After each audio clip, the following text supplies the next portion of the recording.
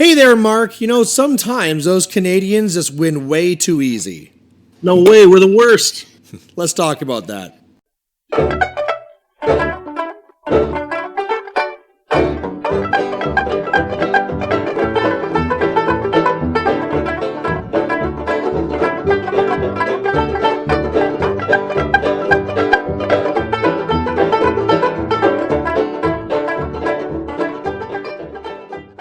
Hey there, and welcome back to another Shoulda Boosted. This is episode 29. Mark, how's it going? It's going pretty good, man. Just living life to as much as I can. So, how about you? It's been interesting. We were just talking about how I lost my 3-year-old son out in the park for a while, and my brother's house got flooded. It's been a weird time, but you know what? That's not why the folks are here. They want to learn about War Machine stuff. Now, last episode, we were talking about an event that doesn't exist. We were talking about the SoCal, and that's because I'm an idiot and didn't realize it's actually the NorCal. So, whatever, something WarTable tournament. We had started covering about our first few games in there, and now we're going to be covering our last games that were a lot more interesting, I think. And then we got a couple of topics for the end as well. So last time, just to kind of catch us up there, Mark, you were playing against Mr. Corey Doyle. And just to maybe just kick things off, do you want to do a quick summary of that again? Yeah, Mr. Corey Doyle. Great dude. Playing against him in the semifinals for this SomethingCal WarTable tournament. He knows my lists fairly well, and I was pretty sure what he was going to drop. He ended up dropping his Ostrom list, which is, in my opinion, probably the one that he's most comfortable with / known for. So I was kind of thinking that's where he was going. And I ended up dropping Omodamos, which probably was a mistake, but it was my kind of go-to comfort blanket, so he knew pretty well that's where I was going too.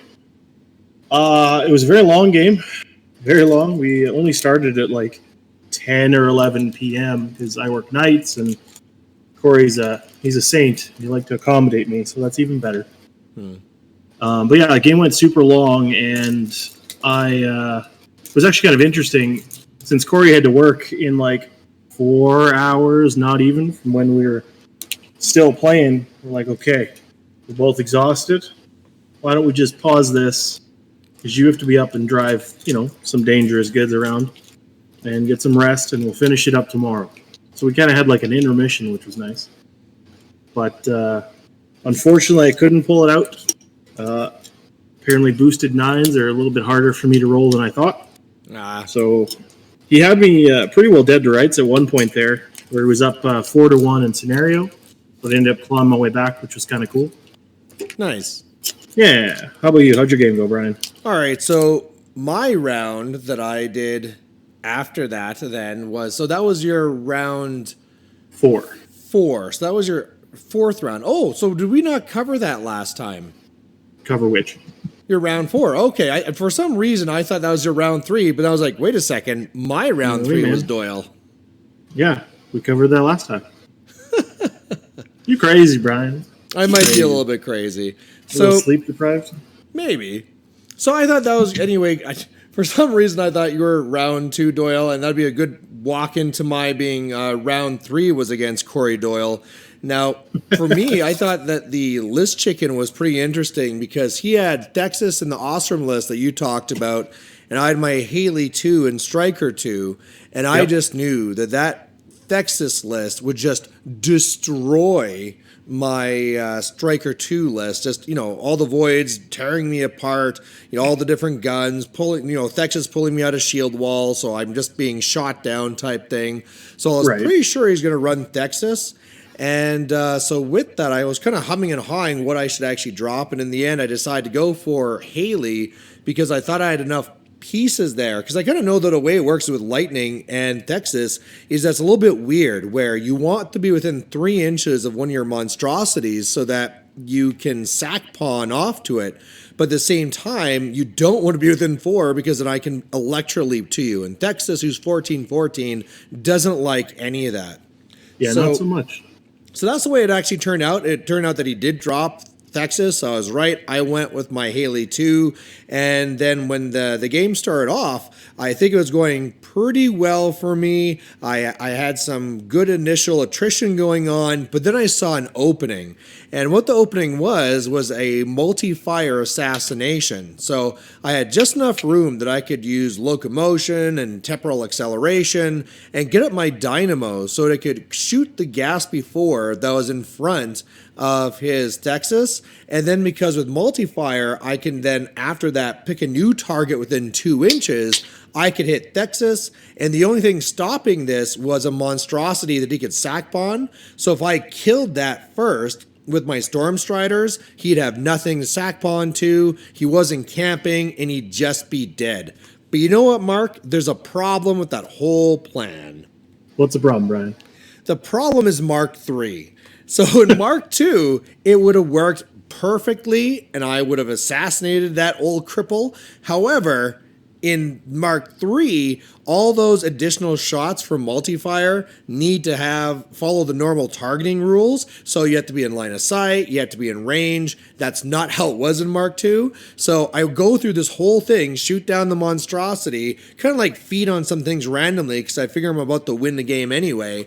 And then when I start doing the multi-fire and I say I'm going to hit Texas, we had to stop the game because he's like, I'm pretty sure you're wrong. We talked to Travis and we got all the people that tell us like, nope, Brian, you're an idiot. That's how it worked in Mark 2.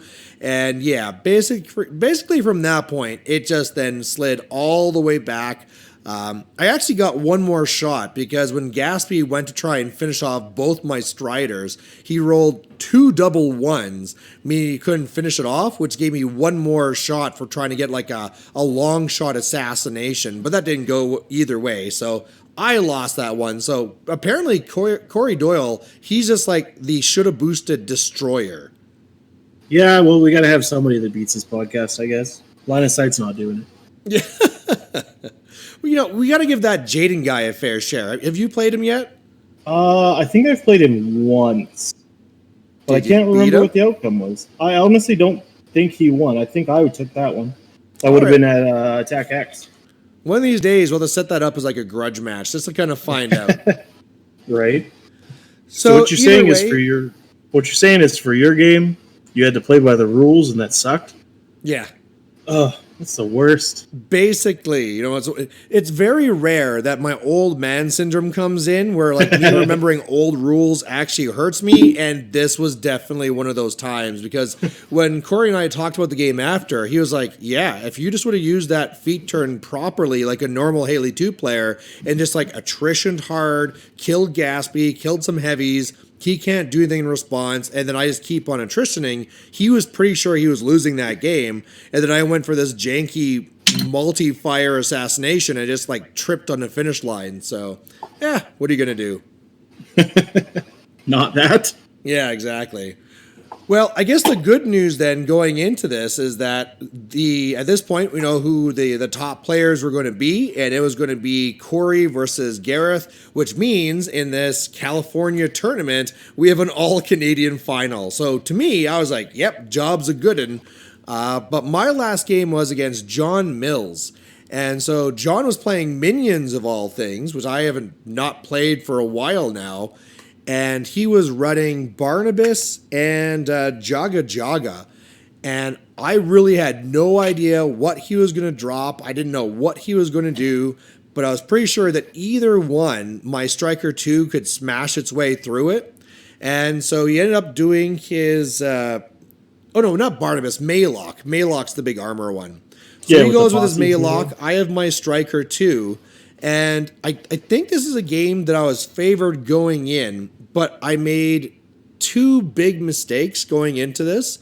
One, I had this all planned out because, well, here's the first thing. I thought I out-threat him, but I didn't realize that the Witch Doctor chains, so it has like that death ride, so everything is plus 1 more inch of threat, which now means we equal threat, so that didn't help.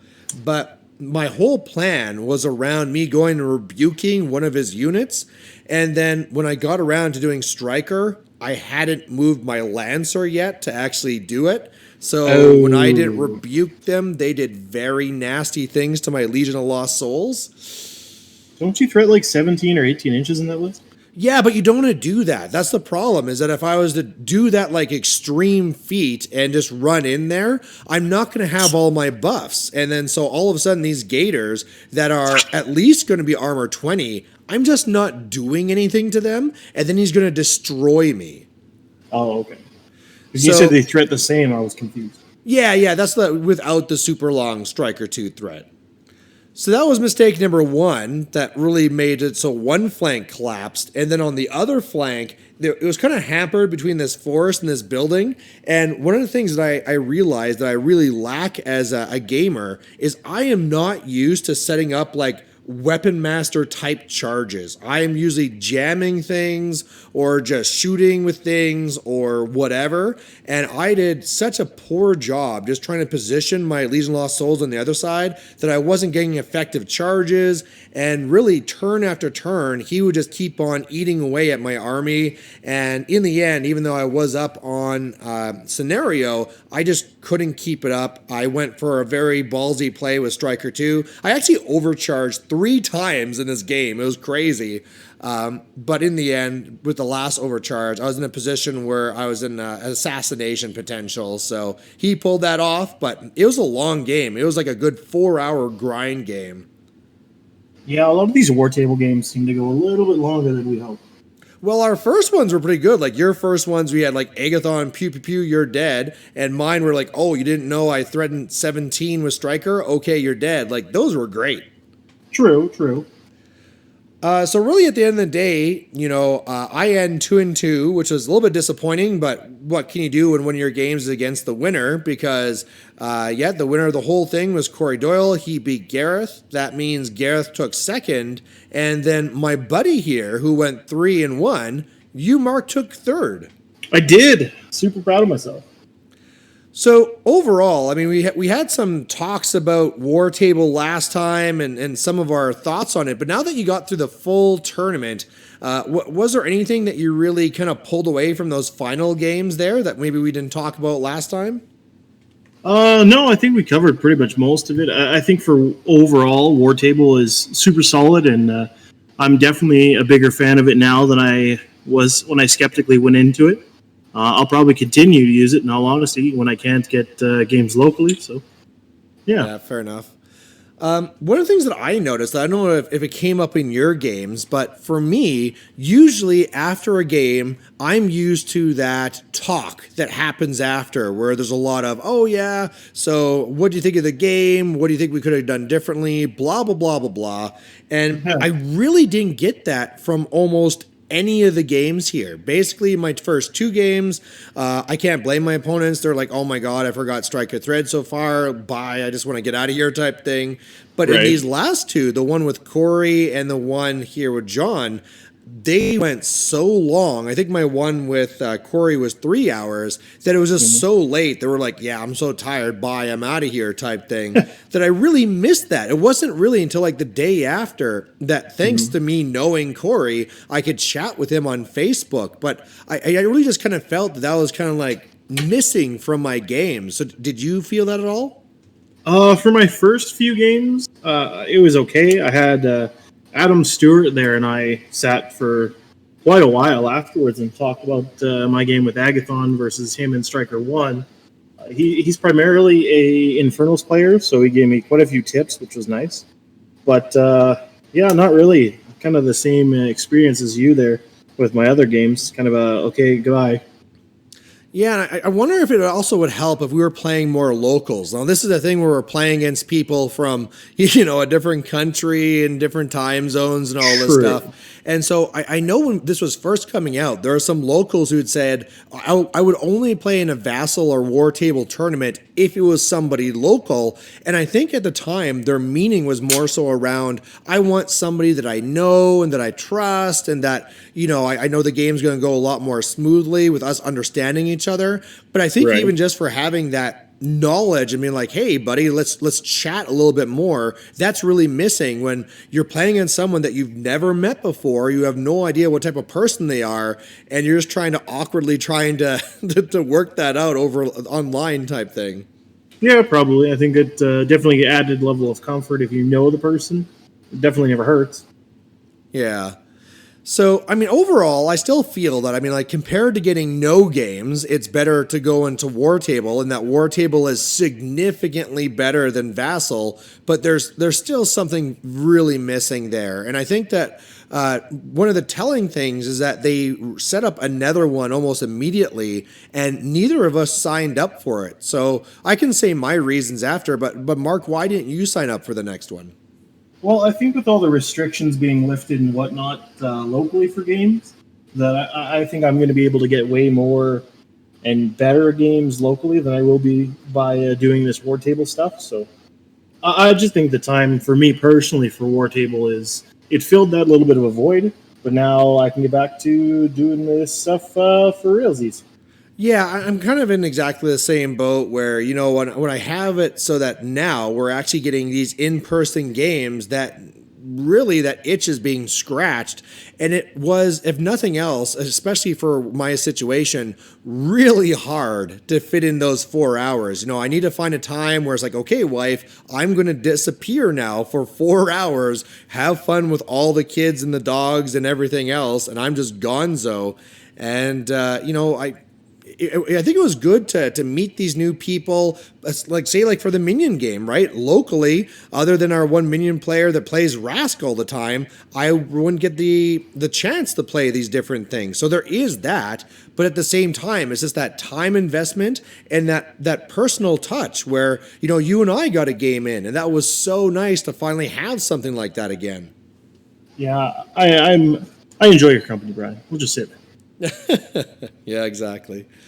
You know what? We can start talking about some in-person games now. And since we're both here, why don't we just quickly cover what happened in our debacle of a game? Yeah, that was an interesting one. So Brian and I met up the other day at his place, and we played Garage Machine, if you will. We had a nice table set up, and it was pretty cool. I've been on a big Fiora 4 kick lately because I think she's super cool. Whether she's good or not is still up in the air, but she's a lot of fun. So we ended up playing Fiora 4 versus Brian's favorite little buddy there, Magnus 2. You want to shed some light on that one there, Brian? Yeah, so Magnus 2, he's somebody I've been a big fan of since way back in Mark II type thing. And the real problem you always have with Magnus is just the fact that he wants to have lots of jacks because he gives them all unyielding and he has escort, but his focus can only go so far. And the juniors you can be taking in mercenaries are lacking until Gaspy. So now that I can run that with Gaspy 4, it's amazing. I love it. I want to be playing it so much. And so I was really looking forward to this game here against Mark. And in my eyes, I was just going to lock you down and smash you hard with my 4 Toros in my blockader. And it was just going to be fantastic. Yeah, you pretty much would have. So basically what happened was Brian got the first turn because I am so gracious and decided to lose the roll. That's why it happened. It helps when I have +1 in a reroll. Yeah, I had +1 as well, but your reroll definitely kicked me in the butt. So Brian runs forward at Mach 1000, which is terrifying when it's a blockader and 4 Toros. But yeah, how'd that go for you, Brian? So it went fantastic. I ran up. You basically were like, oh crap, I'm already being threatened. I'll move up a bit, but I know I'm going to be getting hit hard. And then I am just, you know, loving life. I'm charging in. I'm killing bastions. I'm setting myself up to kill all your heavies next turn. I feat. We have a little conversation about how you're screwed and you can't do anything. You start doing your turn. And then partway into your turn, you realize, wait a second, Brian, aren't you like control 12, not 14? And that meant that both of your heavies were not in my feet. And even though they weren't allocated fully to, that meant really bad things for me. Yeah, who knew that a power, what was it, power 20 blessed Warjacks? Who knew they could do some hurting? Yeah, and so once you kill Gaspy, which means his Jack's go inert, and you killed off another one of my Toros, I was just down so much. And then from that point, there was only so much I can do. It was so funny to have a game where I was like, oh, I have this in the bag guaranteed. Poor Mark, I'm gonna have to be nice to him after. And then like, oh my god, he is destroying me because I'm an idiot. Well, yeah, but you're cute, so it's okay, right? So here's something kind of like coming from that is that I had really hoped that between my playing games at home against myself and playing WarTable that I was going to be at the top of my game. But one of the things that I'm finding as I'm playing more of these first in-person games is that I am rusty as all hell and making tons of mistakes that I was definitely not making before the pandemic. So obviously that rust is there and those games did not help me. So are you finding the same thing, or what's your theories around that? I think you kind of have to look at these war table games in their own little vacuum. I don't think you can count them as like an exact replacement for playing games in person, but I think they're definitely good to kind of learn and try a few new things. But as far as executing and saying, "Oh, I can play this," I played it on war table. I think it's completely different. I don't think it's a valid strategy, if you will. My theory is my mistake was that I tried too many things. You know, when I was doing the games against myself, I'm trying to do battle reports with them for the YouTube channel. So I want to mix things up. I'm always playing something different. And then even in the war table, I was playing these new lists that I haven't really played much before. And so by doing that, I didn't really get solidified. I'm pretty sure that if I would have done all those games in person and all the war table games with, say, my Magnus 2, there's no way I would be screwing up that rule. But because I was jumping from faction to faction and caster to caster, the game before I was using a Focus 7 caster thinking of 14, and then here I am with this one. I'm like, oh yeah, I totally got you from 14 inches out, and yeah, totally didn't. Yeah, it's kind of what I was thinking happened there. You just kind of had the wrong thing in your brain at the time.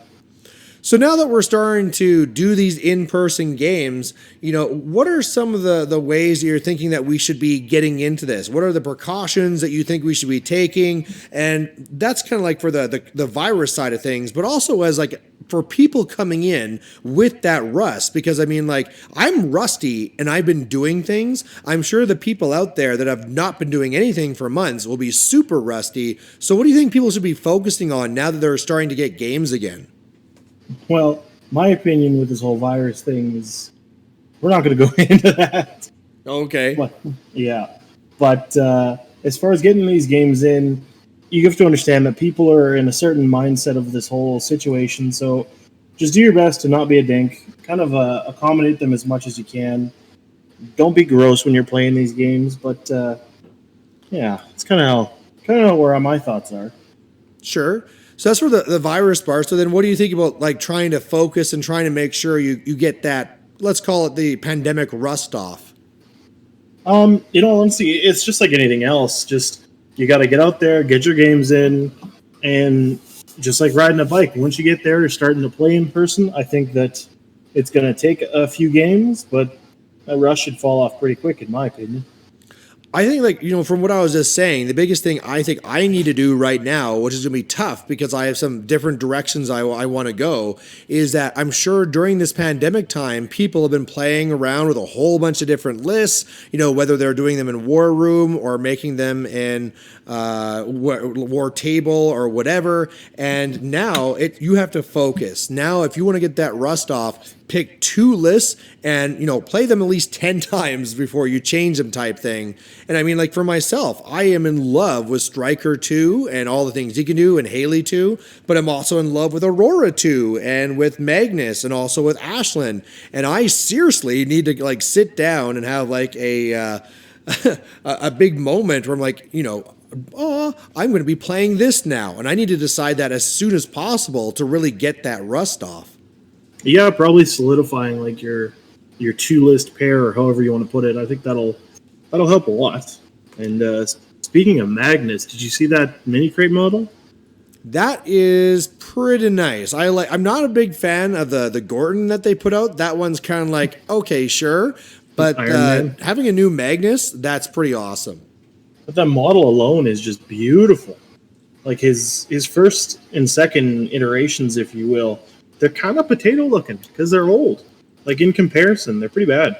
Well, number one for sure. Number one's awful. Number Yes. two, Magnus 2, he has his appeal. But I always was told before that he was based off of, Evil Dead type stuff. And that's why his Jack the Renegade has the chainsaw and he has the shotgun and, the eye patch and all that stuff. But this really now confirms it. And I mean, it is just a really cool looking model. Yeah, for sure. So I haven't really done anything yet with the mini crate, but I think this one is one that I might be shelling out for. A lot of times I take my chances, and I'll be like, oh, if I like it, somebody's going to pick it up and I can buy it off of them. I think this is the first one where I can't take any chances. I need to get it. Well, I'm pretty sure I'll have one if you don't sign up. All right, well, there you go. We already got it going. Boom. But I mean, just trying to finish off with those games in person, like what's kind of your thought? I mean, I guess for a while you were thinking like, oh, am I going to be doing Infernals? Am I doing Menoth? Am I going to be going back to Legion? Are you still feeling that, okay, I'll just do whatever I feel like? Or because of that rust, or like, no, I'm going to dedicate, I'm going to be playing this for X number of games? I'm still pretty dead set on Infernals, like I said, but still trying to learn and get this Fiora 4 list down. So I'm just kind of grind as many games with her as I can just to feel what feels right with her. If you know what I mean? And I think it works out well for like the faction that you're in, where it's really easy to be like, okay, in my pairing, I'm going to take one Infernal Master that I know well, and that can be my bread and butter. And then if I want to try out something new, like Fiora 4, I can just toss that in there. And then whenever a good situation comes up, I can try it. It's not like you're completely jumping to 2 new casters or a new faction, right? You're just having like one meat and potatoes and then an interesting side dish type thing. Yeah, exactly. I don't think going with 2 brand new casters or brand new lists is a very wise decision if you're wanting to be very serious in the game. And well, like me, I don't like losing. So yeah. You and your winning, Mark, I tell you. I know. What a dink. Yeah, so I think that's the first thing is, of course, try and pick that and then try and focus on it. And I think it more than ever, go back and think about what you did wrong, because it's so easy to play your games and be like, well, I lost, must be because of reasons, whether you're blaming dice or broken models or whatever, but really just taking that time to realize, like in that game that I did against Maylock, I just poorly positioned my Lancer and I did my order of activations wrong. I poorly positioned my Legion of Lost Souls and didn't get the charges that I needed, right? And you have to do that self-analysis. Otherwise, you're not going to shake off that rust. You're going to have all the negative consequences, but you're not going to learn anything. Yeah, exactly. So whether you're actually doing a battle report or whether you're going to just like chat with your friends, I think it's really important you have somebody that you can be doing those things with. Because I can't really imagine you could be somebody with like a notebook just like, entry 536. Today I was an idiot because, and actually learn from it. No, some people learn differently, but yeah, I think that doing it that way is probably not the best. Yeah. Well, I think that's a big strength that you have, because I think you have several groups that you use. You have the local group, and you have ones for the different factions, and just different people. Like, my understanding, and maybe I'm wrong, is just like you're in constant dojo talking about games with lots of different people in the worldwide community. You're definitely not wrong. I've got a one that I started a while back for a Legion community. I've got an Infernals one. I talked to 3 or 4 different separate groups from the States, plus our own local guys. And then there's always the BC guys. So I'm just a little social butterfly. That's all. Yeah. And I think our focus groups are a lot better because, say, like with our local guys here, they're all great, but how many times have we posted in there being like, hey, what do you think of this list? And here's this group of all these people playing different factions. They're like, yep, that's a ret list. Yep, that's a circle list. And we don't have a lot of input. So I think the ones that you're dealing with, where you're like, okay, I'm going to grab all these great Legion players. I'm going to grab all these great Inferno players. And those type of focus groups, you're going to get a lot better chats from the dojo. Yeah, sometimes I got some half decent ideas, I guess. Yeah. So I guess for mercenaries, I got to chat with that Doyle guy. Maybe he'll give me some of his secrets. Maybe. I hope so, at least. Yeah. All right, so I guess that's the second thing. You want to have to really focus insight. So make sure you focus on 2 lists. Make sure you review. Would there anything you say would be for number 3 for the things you should do to try and get the rust off?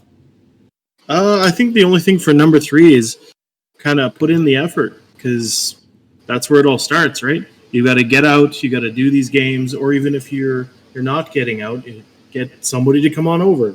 Just do it. That's all I can say. Okay, nice. Shia LaBeouf. So that's great. It just came to my mind. There was one thing that I really wanted to talk about that I missed talking about in my game with Corey, and I'm going to see what you thought because you played against him too. But the whole thing was that, like, when I play on WarTable, I play it like I play on the game board, where even though there's no clock, I'm playing like there is, and I'm go, go, go. I'm doing the fast measurements in my head, but I'm playing as fast as I can. Watching Corey play was something else, because when you get to see one of these high-level players play in a media that actually really shows all the thought process, where, okay, this can go here, it'll be out of this threat. Okay, I'll put this token here. If I did this, they'll be with it threatening these. And his turns took forever, but each time I passed it over, it was like a class where I was sitting down and just seeing this mind going through all these things, like, wow, okay, yeah, he's putting in so much more reflection and thought into his turn than I am. But one of the things I was wondering about with that is whether it's actually helping you in the long run, because like we said, that's in a situation with no clock, when in reality you do have it. So if in WarTable you had all that time to go and do whatever you want, and then you play a regular game, you're just going to clock yourself. So is that something you found, that when you played WarTable, you're like, yeah, I'm going to take my time and plan out every little thing? Or did you play it more like a regular game, as if you had like an hour clock on you? No, I definitely played it like it was a regular game. I don't think if you're a person that wants to be continuously competitive and like up to snuff, I guess, if you will, that I don't think you can have that luxury to just kind of like lay back and, oh, whatever, if who cares how long this takes, because first of all, it does get taxing on both you and your opponent, so you don't really want to force your opponent to sit there when you're trying to move 3 models for an hour and a half. You know what I mean? Yeah. And I think that's interesting compared to what we said last time, because I think we talked about the idea of death clock in WarTable, and I think at that time we were like, no, you totally don't want to do that, because there's no way you could make that fair type thing.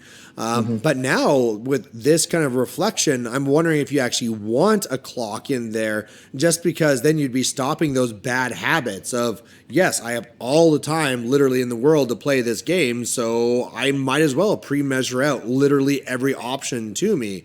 So, again, I want to really stress the fact that I really enjoyed that Corey did that, because it showed how good of a player he was and how deep you can go into this tactically. But then when I thought about it, just so, if you get used to that, right? If you're a person that played 100 games on WarTable and then tried to go to a steamroller, you're probably in a world of trouble. So do you actually now back the idea of having a death clock in WarTable games? No, I'm still pretty adamant about not having a clock, because it is quite a bit more difficult playing on WarTable, but I think you just have to go with that mindset of, don't be a dink, just take your turn. You have to understand that there is somebody else that is physically waiting on you.